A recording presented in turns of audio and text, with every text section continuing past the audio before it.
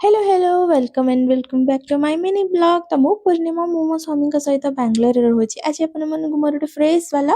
Mini blog रे स्वागत जनावि। तो सकाळु गाधुआ पाधुआ सारिक आसिकी मुझे पूजा करदे आउ पूजा कर जो शांति तापर मो कुनि कुनि गछ मान देदेली से बहुत फ्रेश थे मैंने टी पानी भी दे पानी दे सारापर मुझे स्मूदी मैंने ओट्स स्मूदी पी देती मोर तो सकाळु ब्रेकफास्ट ये टाइप रे किसी करे जल्दी जल्दी कले आउ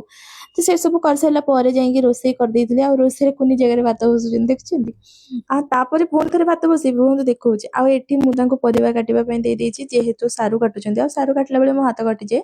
तो तापर रोसे माने रोसे कर देइथिली रोसे कर सारा पर मु खाइबा पई नै पळै आसिली तांको खाइबा पई आगर देइथिली से खाइ के ऑफिस पळैथिले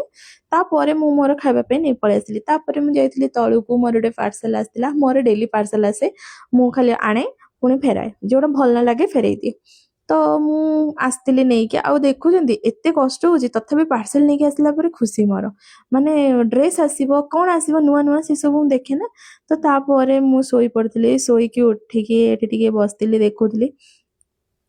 मु माने सोई तो पड़ुची किंतु उठिला बेलू मते भारी कष्ट पूरा लेट रे संध्या दिया टाइम हो जिते उठिबी तो उठिकी चटापट जाइए मु काम कर दिए सब जहाँ काम थाए से सब काम सार सारा पर मु माने बसिकी टिके चॉकलेट खाऊला सोईकी उठला पर मते टिके किछि भी चॉकलेट हो किछि टिके मो पाटे न देले मते भल लागेनी तो सेति पे मु चॉकलेट उठी खाउसले लास्ट टाइम देखिथली जो चॉकलेट से चॉकलेट एटा मु खाई चलथिली आहु मोर ना मु तो कहले माने मु उठिबी माने सोई किछि ना किछि मु खाए ए चॉकलेट हो किछि खटा मिठा चॉकलेट हो नले हजमिला हो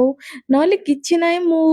काजू नले एमती का किछि बादाम पाटर पके दे नले मते भल लागेनी तो से सब खाई साला परे संध्या दे दिथले आ संध्या देके आसी मैं टिके छिडा हेतली संध्या बेले बहुत भल लागुतला आ एबे ना टिके गैस साउंड टिके कम हे जाइछि माने अनलोडिंग रे साउंड टा टिके कम हे जाइछि जेहेतु तो मते भल लागुतला आउ त माने एठी एते संध्या हलानी 7टा पाखापाखि हे गलानी मु उठिले 6:30 रे तो संध्या दे साला बेलू आपण माने निहाती अध घंटा